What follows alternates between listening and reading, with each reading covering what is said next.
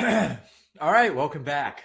We're back. It's been 2 weeks since we've seen you guys. There's been a lot that has happened, especially in the last like 3 days in the NFL. Baseball is back as well. Spring training, the boys of summer are here. But before we get into all that, let's make sure to like, comment, subscribe. Go check out DraftAmerica.com. Go check out The Cycle, the brand new baseball show from the Spring Hill Sports guys. They also did the Four Downs podcast. Now they're switching to baseball. Go check that out on Friday, and let's go.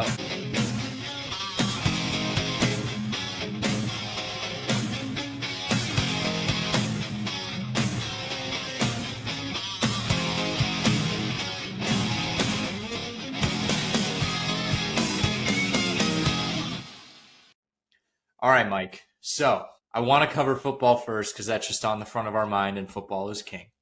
Um, I don't even know where we start. I mean, Justin Fields going to the Jets is the most. I think that's the funniest thing on the planet. That is for a quarterback who is looking for the right situation to succeed. Just the New York Jets in general are not the right organization for success. Yeah, but like obviously that shows you how little they thought of Aaron Rodgers that they'll replace him with Justin Fields. And look, honestly, why not? You have a guy who's got a lot of talent, and they just shouldn't have any reins on him. I mean, at this point, you're bringing this kid in. He's still a kid. He's still young. What is this year?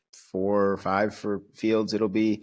So I think he was drafted in 21. So yeah, right. He's so still young. 5. So I mean, take a page out of the way that the Steelers utilized him in a relief role, and maybe just let him go. Let him run free. Let him have some. Give him some flexibility in the offense, and maybe you draft someone to compete with him. But I like it. I actually think it's a kind of like a low risk move for both sides, really. I mean, if Fields, it doesn't work out, he can say, well, it was the Jets. What did you expect? And if That's true. Doesn't work out for the Jets, it can be like, we're the Jets. What did you expect, Yeah. As much as I hate the Jets, I think a part of it, they probably just get a little too involved with their quarterbacks, and I think it might scare people away. Quarterbacks are weird creatures who, they're very iffy. You need to know how to handle them, and just letting the kid do his thing. Let him. I mean, I think he's playing for his final job in the NFL, right? I think that's pretty fair to say. This is his somewhat last chance, so he's going to be playing like this is it. This is and he's going to have a lot or nothing left to lose. Let him loose. I'd love to see that. Just let Justin Fields run loose. That'd be awesome. Kenny Pickett. That was just hilarious that the Browns traded for Kenny Pickett. Like he's going to be is he going to be the fix in Cleveland? Is it Kenny Pickett the fix for the Browns? No, it's just adds a little stability and competence to a 3-14 team. Then maybe Pickett's a guy that comes in, he gets to play his old team twice a year now, and again, I think it's kind of a nice low risk move for both sides. Nobody's expecting Kenny Pickett to set the league on fire, but if he starts most of the games, they win 6 or 7. It actually looks like a good move. Yeah. Sam Darnold headed to Seattle under Mike McDonald. Matt McDonald, McDonald. Yeah, Sam Darnold getting his deal. Finally got that contract that everyone expected. Seattle, though, how are we feeling? I don't know. I mean, I was surprised they traded Geno. I get the sense that there may have been a rift there between McDonald and Smith, and he hadn't really endorsed him, and I don't know. It's sort of strange because Geno Smith, say what you want, they won 10 games this year. A couple of years ago, they had a winning record and went to the postseason. So I understand that they feel like he's not going to win him a Super Bowl, but I don't think Sam Darnold will either. And it clearly wasn't a money thing because they're giving Darnold an absurd amount for a guy who got sacked 9 times and put up 9 points in a playoff game, and also played pretty badly in that last game of the year when they had a chance to lock up the bye. I don't like it. I actually don't like it. I think they were in a better spot with Geno Smith. I think he's underrated, and I think right now Sam Darnold's overrated. Yeah, Geno to L.A., reuniting with the guy that kind of revived his career, Pete Carroll. Vegas. Or sorry, not L.A., Las Vegas. I just get my L acronyms mixed up.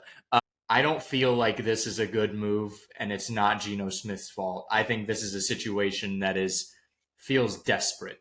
to me. This feels like, you're getting this 70. How old is Pete Carroll? 73? Or is he older than that now? He's older than that. Is he like 78? I think he's like 77? 73. You're right. Okay, 73. Still, you're getting a 73-year-old Pete Carroll, bringing back Geno Smith, who is I would say he's a question mark as a quarterback, especially in a new system. I feel like this is going to end incredibly poorly. Tom Brady is clearly orchestrating this deal. This just feels like that failed super team that we saw with like the Brooklyn Nets, where they went out and got Kyrie and they got Harden and they got Kevin Durant, and it just never really worked. Like they were, I think maybe like a Kevin Durant foot on the line away from reaching the Eastern Conference Finals. But that was it. We never saw much more. Maybe we'll see like one good year that's kind of unexpected in year one, and then it'll just take a downturn. Plus, it's Vegas. I think the city also completely has influence on how this is going to be. And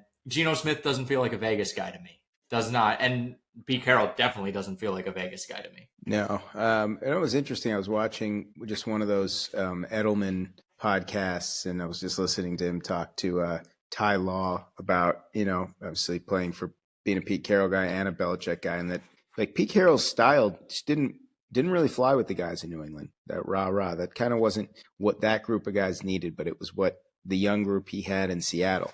It worked better. I don't know what the group in Vegas is going to need. I mean, clearly there's a comfort level with Geno Smith and Carroll. So I always like the idea, at least theoretically, of pairing a quarterback with a coach that he's comfortable with. I do think the Raiders, look, they were what, 4 and how many games they win last year? Just going off the top of my head, 4 games, 5 games, something like that.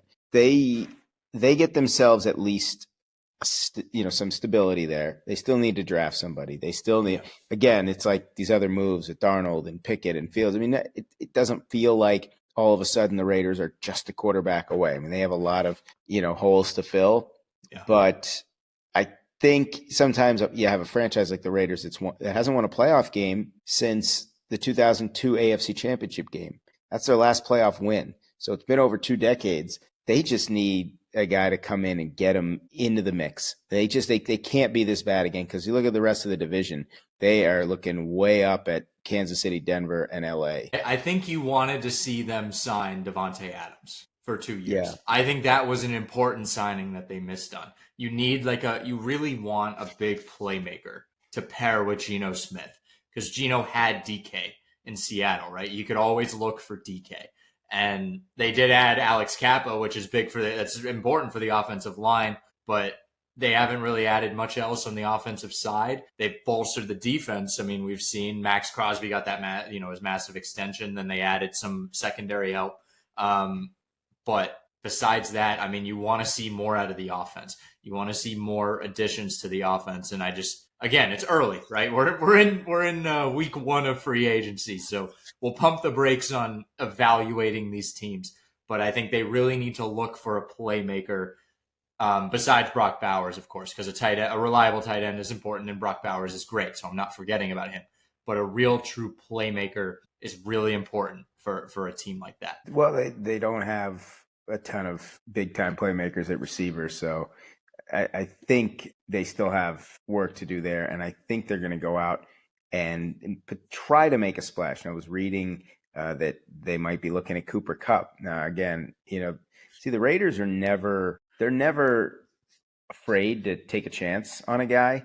Yeah, I say that, normally like they're not afraid to take a chance on a guy with a checkered past, but I'm also saying that they'll gamble. Look, they went out, I'm thinking back 20 years now, they went and signed Randy Moss. Now he had been, there've been reports that maybe he wasn't a great clubhouse guy, whatever. They brought him in and it didn't work only because the team around him was terrible. But I think the Raiders are showing with the Geno Smith trade, this year, they're not afraid to maybe make some moves. They're just, they're throwing some stuff, seeing if it'll stick, but I think that they're just hoping they can be competitive in that division somehow. Yeah. And I know, I don't know why I feel like Davante maybe would have been the better pick. I know it's like he's returning to the Raiders, so that kind of doesn't make any sense, but it's a completely different room. It's a completely different regime, basically, and you're not going to have that negativity. I could maybe see I mean, maybe Tyler Lockett. What about Tyler Lockett? I know he was released. He's an older guy, but again, this is not a team built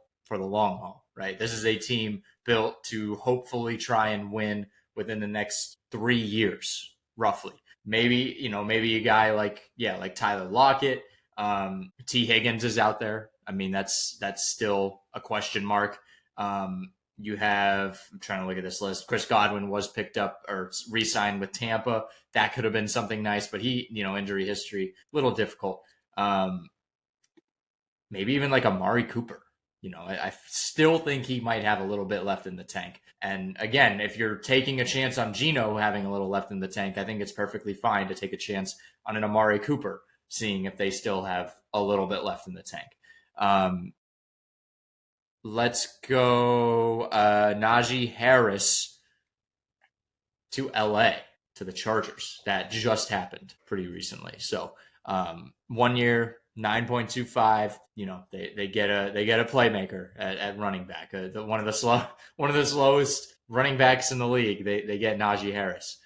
Maybe Jim Harbaugh can maybe get him to run in fast motion instead of slow mo. Yeah, I don't think that one is all that thrilling. I mean, they've already got a few running backs in the room. I think I've been impressed thus far with the Patriots making some big moves. I mean, they're really, there was a quote from Robert Kraft saying their drafts have not been good in a while. So let's just start bringing in some talent, and they've done that. Milton Williams, right? That was a big move today. Who else did they get? Matt Collins was a big one. Matt Collins. Did they pick up Harold Landry? Yes, they did. 3-year, 43.5. Morgan Moses, Robert Spillane. Carlton Davis as well. Carlton Davis, that's right. That's who they picked up as well. Don't forget the spaceman, Josh Dobbs, too. Yeah. Spaceman. Yeah. So I give them credit. I mean, they've got their coach now. They probably have their quarterback. I mean, it was hard to really assess Drake May in such a bad year. I think that was an incredibly positive year for them. If I'm a Pats fan and I look back on last year, it sucks to lose. Of course it does. But I think that's actually a pretty positive year. Yeah. Yeah. So you bring Matt Collins over in the division, no less. Yeah, I think the Patriots fans have reason to be excited for the first time in about half a decade. Oh, they franchise tagged T. Higgins.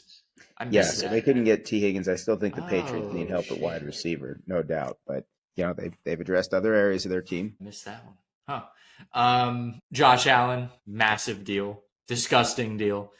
6 years, 330 with $250 million guaranteed. Not a shocker that they were going to sign Josh Allen to a massive extension. I think that was a given, right? Yeah, I mean, Myles Garrett, disgusting money. I'm shocked the Browns didn't trade him. By the way, I mean you're a franchise that needs a lot of help. What good is having one pass rusher making that much money going to do for you? I think that's just typical Browns. I agree, and unless they somehow were going to move the money around to go out and get a bunch of big free agents and really make an actual run at this thing. Well, that's what a smart team would do, but that's why the Browns have been, one playoff game since they've been back in the NFL. Yeah, I genuinely can't, I feel like they're just kind of doing shit. It's like a 10-year-old in his Madden team and like the Madden franchise team.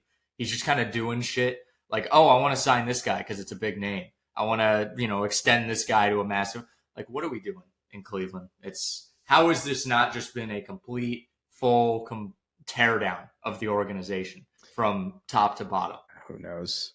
Colts got a couple DBs, Travarius Ward, Cameron Bynum. So very happy about Titans that. Titans gave $82 million to Dan Moore. I mean, so some of the South teams trying to make moves. Yeah, Houston making some moves, adding. I mean, Braxton Berrios. It's a small sign, but again, that's another weapon for Stroud. He gets Christian Kirk in a trade for a 7th round pick. I think the upside on that is fantastic.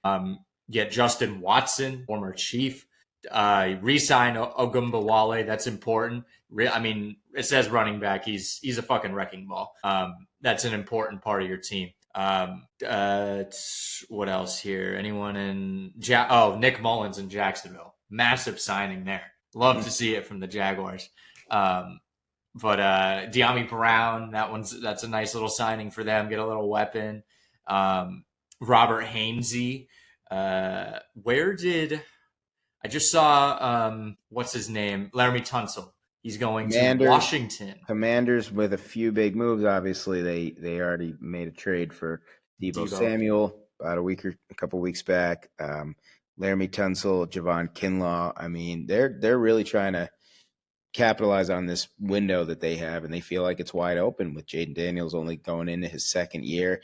The Eagles lose a couple of interior linemen. Obviously, they did re-sign Zach Bond, which is they don't usually pay linebackers, but $17 million to Zach Bond. But then you lose Josh Sweat, you lose Milton Williams. So I don't think it's going to crush the Eagles. They're still a very good football team, but like Washington is bolstering its roster. Philly could potentially lose a couple of these guys.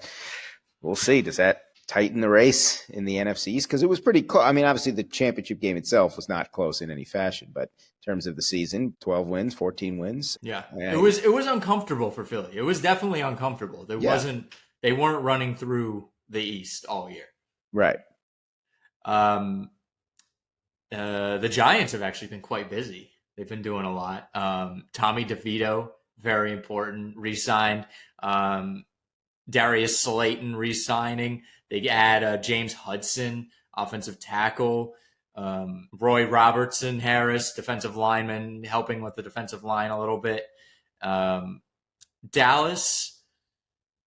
not a ton of exciting stuff. You add to the defensive line. I think that's big. Building the trenches. Javonte Williams, 1 year, $3 million deal. Help a little bit in the second, or re-sign guys in the secondary. But Cowboys, Jerry, wake up, man. Wake up. It's time to wake up. It's free agency. And then to the north, the Bears. The Bears want to protect Caleb Williams. Who would have thought a good offensive line will help your quarterback? Yeah, well, who knew? You gotta commit. Teams have to build the interior lines. Philly just proved that yet again this past year. So I like it. I like Joe Thuney a lot. Jonah Jackson as well with the Rams. Durham Smythe, good tight end. Dio Odengbo, former Colt. I fully, I am mad that it happened, but I'm glad he got his money. I'm glad he got paid. He's going to be great. I think he's going to be great in Chicago, and I'm really sad about that. Detroit adding to the defense, a linebacker and a cornerback. You get Derek Barnes and DJ Reed. Derek Barnes, obviously, pretty big signing for them. Green Bay adding a cornerback and an offensive lineman. I think that offensive lineman was pretty. I mean, if they didn't go out and sign an offensive lineman, I would have given them an F on their free agency grade. It wouldn't have mattered. They could have signed every other big star, but no offensive lineman. I'm done. Minnesota re-signed Aaron Jones. Ryan Kelly, former Colt as well. Sorry to see you go, but Ryan Kelly's older. Ryan Kelly is an older guy, and I think I get it. He wants to go and probably find somewhere that's maybe closer to winning, although Minnesota, probably not the right spot for that. But Theo Jackson, bolstering the secondary there. The NFC South. Look at the Carolina Panthers. Look at what they've been doing. Look at this shit, man. This is crazy. Patrick Jones II, Tershawn Wharton, Bobby Brown III. Ooh, that's actually really big that LA lost that one. He's big for the interior, good for interior size. J.C. Horn on a 4-year extension. The Carolina Panthers might be here to play in 2025. Yeah. Hey, I mean, the Panthers, they know the NFC South is within reach. It's one of those divisions that even with the Bucs winning 4 years in a row, you can get there. Bryce Young looked really good towards the end of last year. I thought he took a lot of big steps. So fortify other parts of your team, believe in your quarterback. Yeah, I think Carolina could be an intriguing team this year. The New Orleans Saints spending money when they shouldn't be. Chase Young, 3 years, $51 million. That's crazy. Yeah, don't know what to say. That's someone having $15,000 in credit card debt and going out and spending $500 for a baseball game. Like that's That's insane to me. Tampa re-signed Chris Godwin, and I think we mentioned that earlier. Re-signing Levante David, just a lot of re-signs, but they did add Hassan Reddick to help with their offensive or their defensive line. So Tampa just looking to bolster a little more, maybe win a 5th straight division title. Arizona adding some players as well, re-signing Beachum, Brown, Baron Browning, Josh Sweat adding to the defensive line as well, edge rusher, 4 years, 76.4. Our guy, a chaotically intolerant alum, Akeem Davis Gaither, going to Arizona, 2-year, $11 million contract.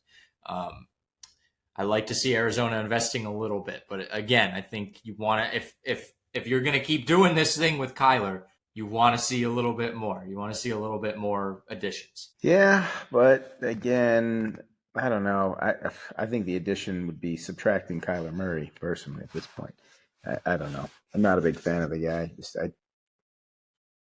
I don't know what it is. It's just something untrustworthy there. Short quarterbacks. Yeah, I think just the stuff too, reading about his work ethic or lack thereof. Anytime a story comes, it's like you would never hear that about Tom Brady or Peyton Manning. Never a word says, well, Brady's not, he didn't read the playbook, or we have to put language in his kind. I mean, to me, that's like, well, there's smoke, there's fire there. Yeah. LA, big deal signing Jimmy Garoppolo, quarterback of the future there. Matthew Stafford restructuring his contract, I think, as we kind of expected last time you guys heard from us. Alaric Jackson, big signing there. I really wanted to see them sign him, and we found Cooper Kupp's replacement in Davante Adams. They see the potential there. They see the potential in this Rams team, and I think that's one of those guys you got to add. I think that could maybe put them in the NFC Championship next year. Davante Adams is kind of sick and tired of being like Aaron Rodgers' little buddy that, he's trying to win with, but he can't quite win with, right? Matthew goes to Matthew Stafford. I think they're going to have a great relationship. I'm excited for that. Yeah. Hey, the Rams, Davante Adams, they're suddenly all in again. And that's what happened to the rebuild after losing all those picks after winning the Super Bowl. It's like suddenly they're kind of in an, all-in window again. Yeah. Yeah. I think we thought that they were just going to be bad until I don't know, I guess this presidency, this president, because I think we said that last time. We were like, oh, the next time they're going to have a first round pick is like the next presidency, and we're already here. So, man, time flies. Time really flies when you're having fun. But again, that was just a little football free agency. I know we spent like 24 minutes on it, but just want to touch on that a little bit because obviously that's incredibly important for us. But let's go to baseball. It's baseball season. Get the hot dogs on the grill. Get the peanuts. Get your Cracker Jacks. I just love a souvenir soda. That's the one thing you got to do when you go to a baseball game is get the souvenir soda. Not if they don't offer free refills though. If they don't offer free refills, don't give them your money.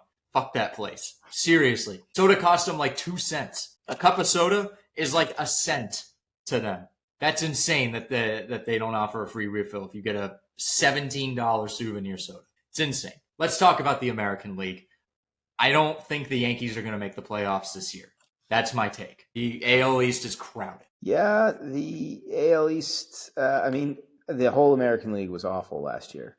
To me, every number, every total was it was a major inflation in the American League. I think the Yankees were one of the most fraudulent World Series teams I've ever seen. And think about it, they a couple of bounces away from being up 3-2 in the World Series after 5 games. And that's a frightening thought because at the end of the day, they lost in 5 games. So it's a blowout. But, Verdugo doesn't fall into the stands or Torres ball goes 2 inches higher, they win game 1. If Judge doesn't box a fly ball and Garrett Cole, who's now out for the year, covers first, they're up 3-2 in the series. But that said, they didn't even deserve that opportunity, getting by a field that included Cleveland and Detroit and a Orioles team that scored 1 run in 2 games. But I think the Red Sox right now look like they might be the best team in the American League East. I don't think the Rays ever do enough to really warrant that. The Jays have swung and missed on every free agent that they've tried to get. Orioles lose Corbin Burns. Gunnar Henderson's going to be out opening day. I mean, that assume he'll be back. Grayson Rodriguez, he's going to be out to start the season. I mean, there's a lot of questions there. And I just frankly think the Yankees will have a World Series hangover because they're just not that good. I don't know what it is about just the way they're built. And now you got Stanton out. Cole's done for the year. no Juan Soto either. I mean, he was Juan Soto, basically their offense, right? Like we sat there in the ALCS when they played the Guardians, whatever, Cleveland, when they played Cleveland, and it was pretty much just Juan Soto. That's what it felt like. He was kind of putting the team on his back there, and now the guy that put the team on his back is in the other New York team. So this is not a good Yankees team. At least they let them have well-trimmed beards. That's what a great organization. Oh, that's so nice of them, letting them have well-trimmed beards now. Yeah. Let me ask you this question. Should the Tampa Bay Rays play baseball this year? Because this might be the most depressing Rays season that I've ever had to think about. I just get sad because they don't have a stadium. They don't even have Wander Franco, who would be like an exciting young player to draw fans to them because he's probably a pedophile, I would assume. I think that's pretty fair to say. So is there anything interesting about this team? Is there any reason to go see them? They're playing in the Yankees Stadium. What the fuck's going on here? Yeah, look, the Rays have a way of sort of defying logic, and I will tell you this, that for what they do, they'll never win a World Series like this. They got there in the fake season, and they had the one magical year when they became the Rays in 2008 under Joe Madden. But look, they've got some talent. They will find ways to scrap and claw and probably be around 500. It wouldn't even shock me if they finished a few games over. If their rotation stays healthy, it is a huge if. It is a huge if. But if they could keep these guys generally healthy, they've got 5 pretty good starters lined up. And Shane McClanahan, Drew Rasmussen, Ryan Pepio, Shane Baz, and Taj Bradley. The lineup, you throw Junior Caminero in there, give him a full year, Christopher Morel. I mean, there's actually some exciting talent there. Now, will this be a win it one for the Gipper for the city of Tampa year playing in Steinbrenner Field? I don't know. It's not going to be as bad as 20 years ago when the Saints were displaced by Katrina in 2005 and had a miserable season. But again, the Rays to me, they're like,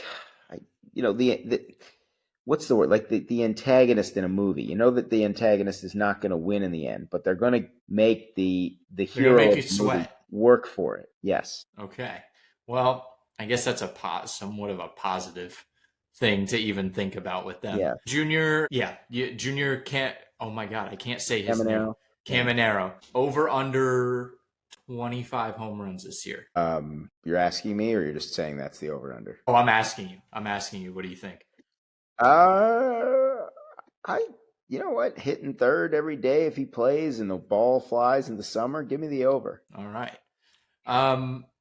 And then what do we do? What do the Blue Jays do? I think that's another interesting question because they are kind of at a crossroads. Am I lagging? All right. The Jays are at this crossroads where they kind of had what was it? The baby Jays, or what was the name for all the young sons of former ball players that were there?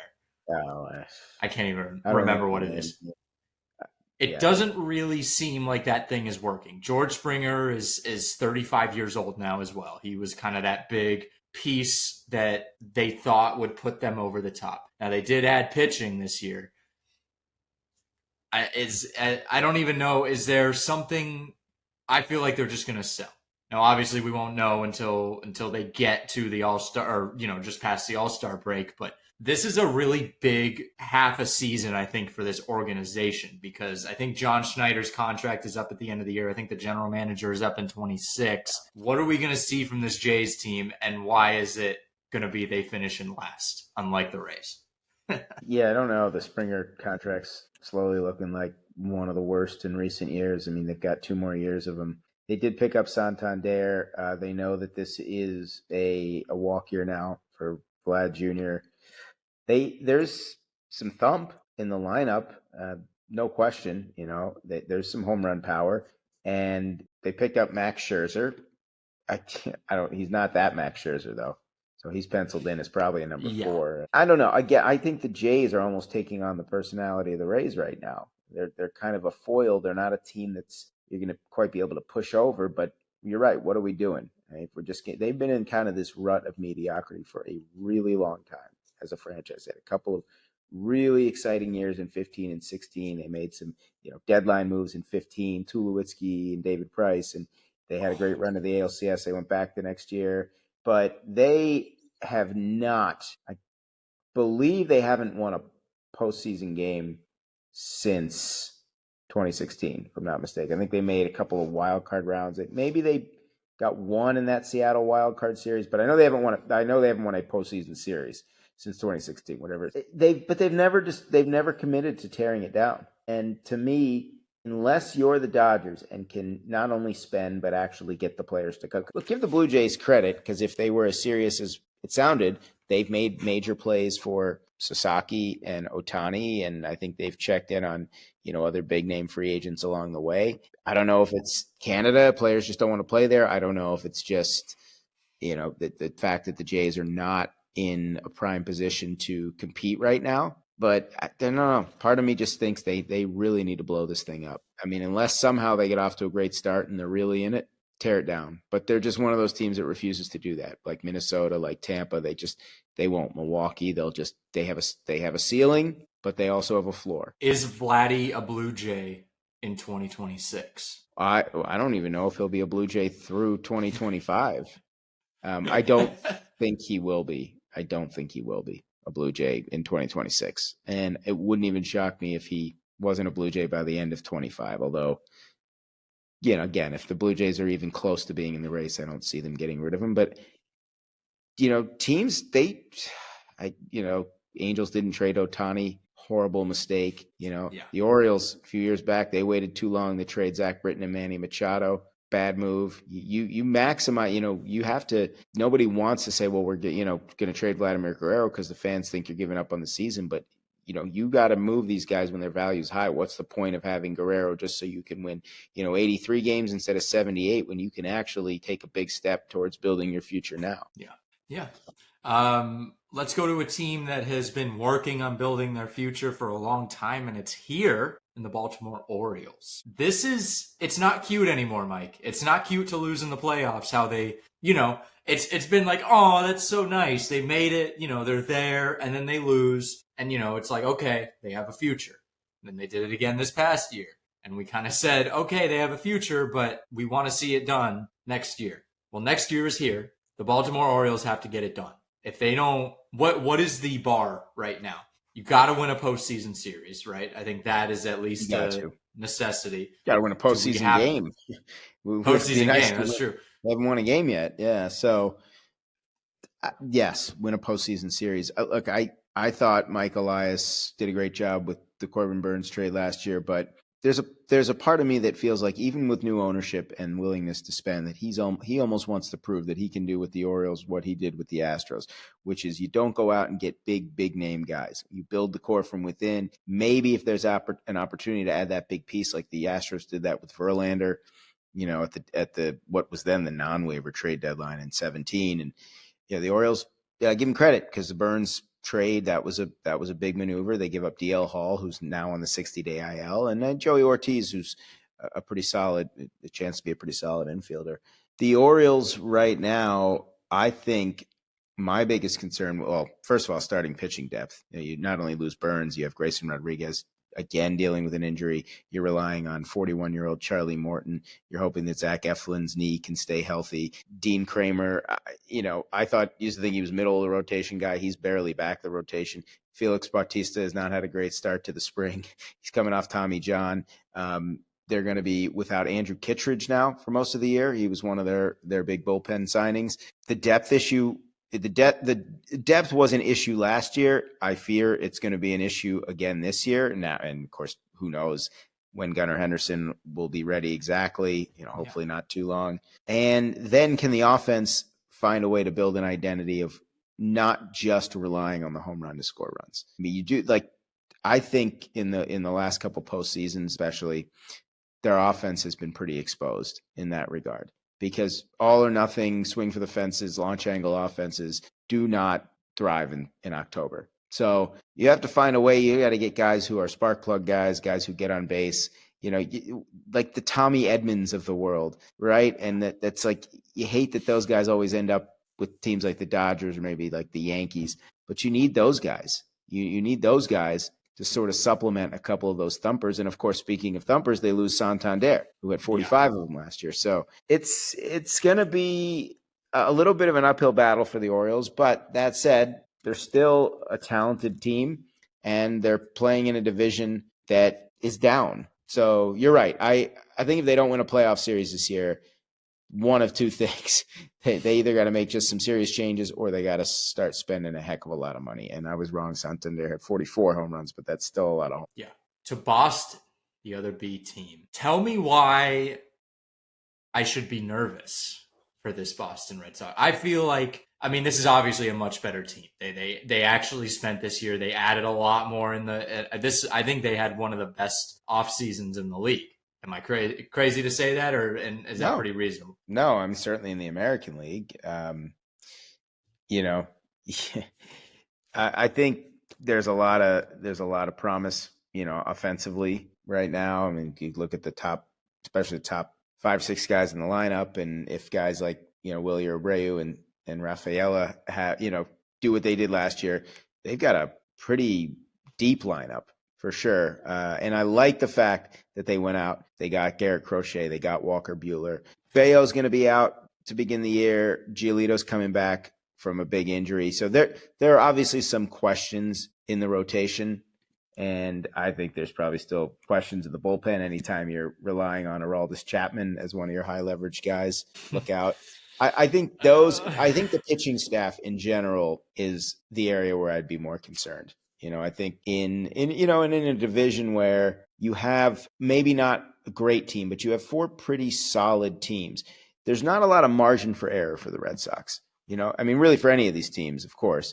But in terms of, there's not going to be that one team that they can beat up on all year, especially now with the more balanced schedule. So I think I would be nervous more about it, just the pitching staff. Will they be able to prevent runs as much as they'll be able to score them? Yeah. Let's go to the AL Central. It's the weirdest division. We always hate on the AL Central. Why are the Guardians, well, I guess, will the Guardians repeat as champions? I don't think they will. I think I still have big time concerns about their offense. I really do. I don't understand. I mean, they also lose Josh Naylor, and they're replacing him with Carlos Santana. And Naylor was not just obviously a good power hitter, but he was a pretty popular guy. And no Shane Bieber, so they're riding with Tanner Bibby and Luis Ortiz and Gavin Williams, Ben Lively, and Tristan McKenzie. I mean, I think the Guardians also relied so heavily on that bullpen last year that those, you wonder if there might be some wear and tear. The league's gotten to look at some of these guys. They did add Paul Sewald, but I don't think they're going to repeat in the Central. I really don't. I think you've got a really good Detroit team. You've got an up-and-coming Kansas City team. And who knows, Minnesota has this habit of winning divisions every few years just to lose every game in the playoffs. Yeah. Why is it going to be the Detroit Tigers? Make the case for the Detroit Tigers. I'll make the case that they grew up a lot last year. What was it, a 29-12, 31-13 something stretch they had at the end of the year when after they traded their second best pitcher at the time, Jack Flaherty, who they've now brought back to pair with Tarek Skubal. You go out. Look, I thought that they could have. I was surprised they didn't either. Maybe they did push hard, or maybe or they didn't. I don't know. With Alex Bregman, they ended up with Gleyber Torres, who, obviously has been good in the past. I'm not that sold on him. I question whether they'll be able to score enough runs, but I think there's still talent in this lineup. There's still some young guys like Colt Keith, Jace Young, who have a chance to break out. And then I really like this pitching staff. Obviously, Skubal and Flaherty at the top. Reese Olson had a great year. And then you've got Casey Mize, once the number 1 overall pick. He's never quite looked like that. And young Jackson Jobe. And think about whether, this top prospect will blossom this year. And Alex Cobb, who's going to be hurt to start the year. There's some depth there. How is he still pitching? How is he still pitching? He's old as hell. He's old as hell. He is. And AJ Hinch certainly knows how to manage that bullpen. And that bullpen was really good last year. They add Tommy Kahnle this year to guy, and then they added Andrew Chafin. Guys like Will Vest, Bo Brisky, Jason Foley really stepped up last year. There's a lot of, unsung heroes for this Tigers team. They're very balanced. And I think they've got great team chemistry. So yeah. And again, Tarek Skubal has the kind of year he did. Get yourself a bona fide ace, best pitcher in the division and maybe the best pitcher in baseball. Yeah, I think Alex Cobb was like a pitcher, like a well-known pitcher, probably before I hit puberty. After he debuted in 2011, so for Tampa. I remember I got his bobblehead from going to a Rays game before I hit puberty. That's how long that man has been in the league. Good for him. I think that's awesome. The Kansas City Royals, number 2 MVP in the American League, Bobby Witt Jr. Are we somehow going to see him have a better year than last year? And is this Royals team for real? I think they're good. I like the Jonathan India acquisition. I still just don't know if they're going to be able to score enough runs. Obviously, I don't know if he'll have a better year. I think he'll have around the same kind of year. There's some pop there with Vinny Pasquantino and Sal Perez. How's he still playing, right? I know. Holy shit. But yeah, a full year of Lucas Erceg and now Carlos Estevez in the bullpen. So they'll have better options late in games. Thought that, I think they've got a good rotation.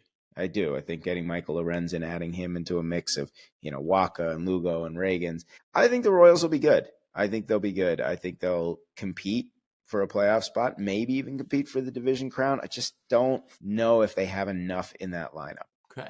The Minnesota Twins. I'm sick of Carlos Correa, first off. I'm sick of it. I don't want to hear any more about him. It's that one of the, I think those Blue Jays players, like the former Astros, those are some of the worst signings, right? Yeah. Correa, what has even happened?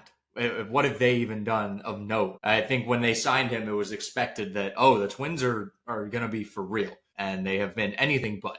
Honestly, the more real thing is Pablo Lopez in that rotation. The rotation it's interesting, and I think it's going to hinge on a lot of different things. But tell me, I guess just tell me a little bit about the Twins, because I just have no interest in this team. If they can't win a playoff game, I have no interest. Yeah, there's no team I dislike watching and talking about more than the Minnesota Twins year in and year out.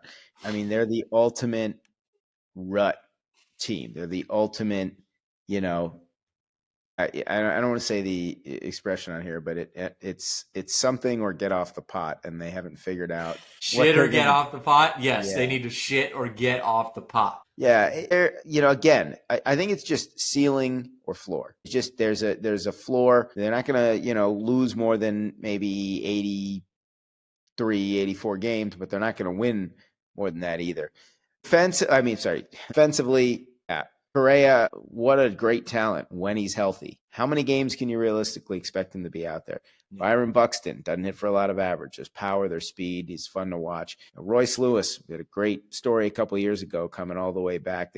Their big addition in free agency, at least offensively, is Ty France. 8th hitter probably projected to be in the lineup at first base. You're looking at a rotation of guys like Pablo Lopez, as you mentioned, who's a very solid pitcher, Bailey Ober, Joe Ryan, who I like, Chris Paddock, who once was a top prospect for the Padres, and Simeon Wood Richardson, who has a lot of talent. They've got a solid rotation. Again, there's just the Twins, to me, to win the division, they're going to have one of those years where everyone just stays healthy and has a career year, and they get some magic and they win some close games. Well, they've had some really good regular season. They had the home run record in 2019 where they had 307. Only to be swept again by the Yankees, as is tradition. They had some fun teams to watch during the, Mauer and Morneau years, and they were always a scrappy team. But it's kind of like you said with the Orioles. It stopped being cute a long time ago. And this is a city, or state, I guess, but city, Minneapolis, that has not won a championship despite having 4 major pro sports teams since 1991. That was the Twins. But there has been so much heartbreak in professional sports in the state of Minnesota And I think it's because the Twins have just refused to sort of start from scratch and recook their food here. I don't know what they're doing, but they have a ceiling. Their ceiling is probably, at best, maybe they win the division. They're a 3 seed. They win a wild card series, and they don't get past the division round. I don't. Where's Billy Haywood when you need him? Billy Haywood, probably in his former 40s. Manager. Well, funny you mentioned that. The Billy Haywood's mother in that movie, her son is Pete Crow Armstrong, who's hitting .522 last I checked this spring. Good for him. That's awesome. They could use him. All right, let's go quick through this one. The White Sox, they can't be worse, right? No, they'll be a little better. I mean, but for them, better is only losing, 105, 110 games. Look, sometimes when you hit rock bottom, that's rock bottom. They're not setting another record this year, I can tell you that. They have nowhere to go but up. They'll be a little better. That's all I'll say.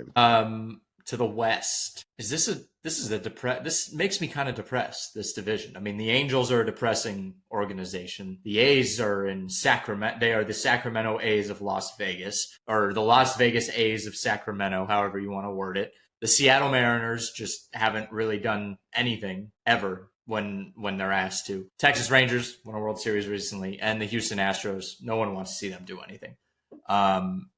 Let's start, I guess with the Angels, because that's the quickest thing. Same old with them? No, they went out to get Yusei Kikuchi and Travis d'Arnaud, and then they made a couple moves. I think they'll be a little better than they've been, but mostly same old. The Astros, is it time to knock them off the pedestal? Are they done? Because you lose Bregman. I mean, you that core group that was just so fucking annoying, they're gone now, besides Altuve, pretty much. Is it over? Well, they are not done. No, I feel like it's like counting out the Chiefs. I know that their ALCS streak ended last year with the loss to the Tigers, but I didn't feel like losing Correa was that big a deal. Even losing Springer and losing even Bregman. I mean, you look at their lineup. Yeah, the bottom of the lineup, you could say, well, like guys like Chas McCormick and Dubon and Myers, but you still got a pretty effective Altuve. I like the Isaac Paredes move. I think he's going to put up close to the production that Bregman did. They got Christian Walker. Now that's doubly sucky. One, he goes to the Astros. Two, he leaves the NL West where he tormented the Dodgers. He was a bona fide Dodgers killer. He's out of the division now, leaving Arizona. But they get themselves a first baseman who's going to hit at least 30 homers and play really good defense at first base. Yainer Diaz, maybe the most underrated catcher in baseball. Just a great pure hitter. Jeremy Pena, he bounced back. They've got a good lineup. The bottom of the lineup, yeah, they may struggle that bottom third of the lineup. But then the pitching, they got, got some young prospects in the pipeline, but they've got Framber Valdez, Hunter Brown, Arrighetti, top prospect, Ronel Blanco threw a no-hitter last year. Even Hayden Wesneski. I don't know. They're gonna be in the mix. And they traded Presley, but he didn't have a good year. They've still got Abreu and Hader at the back end. I mean, they're not an easy out. They're not going away easy. Maybe they're not the dominant team they've been, but we're going to have to still deal with them probably for a little bit. Damn it. All right. The Oakland A's, they make the move and they actually spend some money. I wish we could have seen that in Oakland, but they waited intentionally to leave to spend it. Gave Brent Rooker an extension. They just gave Lawrence Butler a 7-year extension. They gave biggest contract in team history to Luis Severino. They picked up Jose Leclerc. That's a move that I like. They poach him from Texas. Guy who was a big part of the Rangers' success when they won it all 2 years ago. Gio Urshela, they picked him up. They scored. They went through stretches where they were a really good offense last year. Believe it or not, and they were feisty. They were very feisty. A little pesky. They were feisty. Now again, the rest of the rotation, JP Sears, Osvaldo Bido. Jeffrey Springs is intriguing. He was very good for the Rays, and he had Tommy John, and they're hoping that he can bounce back. Let's not get ahead of ourselves. The A's are not going to suddenly transform into the Ricky Henderson A's, but they're going to be better than they've been. The Seattle Mariners. Are we going to see it? Are we finally going to see a division title from the Seattle Mariners? No. With that offense, a team that is going to hit one of the worst. I think they're the worst batting average last year. One of them, they had the most strikeouts. I don't understand how they're counting on guys like Mitch Garver, who had under 200 last year, and Jorge Polanco looks like a shell of himself, and Dylan Moore. I mean, if some of these guys bounce back, like Julio didn't have a great year last year. Randy Arozarena had a pretty rough year. They're just they make these reactive moves. They get these guys that are past their prime. I don't know where the offense is going to come from unless suddenly these guys all find their peak form. We know that they bring good starting pitching to the table, but George Kirby was just shut down with shoulder inflammation. That's a blow to their rotation. They got themselves a solid bullpen. They had some injuries there last year. I just don't. To me, they are the Mariner. I mean, they're the Twins of the West. They really are. They're just. I feel for them because they haven't. When was the last time they won a postseason? But when was the last time they got to the ALCS? That was that 01 season when they won 116 games. Mm-hmm. Yeah, it's gone. That's gone. And then the Rangers. Would you say they're the favorites to win? I think they're a solid favorite. It's close. I think I would still give a slight edge to Houston, but if we know anything about patterns, Bruce Bochy, after he takes a year off after winning a World Series, comes back and usually does pretty well. And you see them add Jock Peterson, which was a big bump to their offense. That was part of their big issue last year, why they came back down to earth. And then hopefully you can get like 5 games out of Jacob deGrom. Is that being a little too wishful? Well, we'll go back to the offense. I also like Jake Berger signing. This is a guy with a lot of pop. And so you bring in 2 power bats with Peterson and Berger. They hope that Adolis Garcia bounces back. Seager had a down year. I mean, the thing was in 2022, they were pretty bad. And they had a pretty similar roster in 22 to 23. It's just all those guys did not have good years. Then all of a sudden, they all had good years in 23. And then last year, the health was an issue. So I like getting Evan Carter back as well. Without him for most of the year. And then, rotation-wise, if Jacob deGrom is just even pitching at all for them in September, even if it's in like a diminished bullpen role, they should count that as a major win. I like that they re-signed. Well, I don't like that they re-signed Eovaldi. I hope the Orioles would get him, but I think that's big for the Rangers. Eovaldi's very experienced. He's a great postseason pitcher. They were talking about maybe putting John Gray in the closer role. I haven't heard. Now, remember they lost. I heard he was the anchor. Yeah, we were going to see him more as an anchor. Tragic that they couldn't bring back Kirby Yates. Even more tragic that he did what everyone else did and went to the Dodgers. David Robertson is still out there. Had a great year for the Rangers. Shocked that he hasn't signed. Will we see Kumar Rocker and Jack Leiter this year? They're hoping that Tyler Mahle can come back, be healthy, and Cody Bradford. Rotation, little question mark. Bullpen, for me, always a question mark for Texas. But Bruce Bochy also knows how to manage a bullpen. So I think the Rangers are good. I think I trust the Astros a little more because I think they have more stability in both their rotation and in their bullpen. So I think Texas will have a solid year. They'll bounce back. They'll be in the thick of things. I'd still say Houston's the favorite. Yeah. I think a really important part for this Texas team is to see Marcus Semien kind of have a resurgence. Because you already add a few more power bats, and having him, that's going to make your offense really difficult to stop if Marcus Semien can find his form again. We're not going to do predictions on this show. We're going to wait a couple weeks. We're going to talk NL next week because we are running out of time. But really excited to be back. I'm happy. It's baseball season. It's spring. It's getting into the 80s in Florida, which is like comfortable for us. But thank you for watching. Make sure to like, comment, subscribe. Go check out Draft America. Go check out The Cycle. And we will see you next week.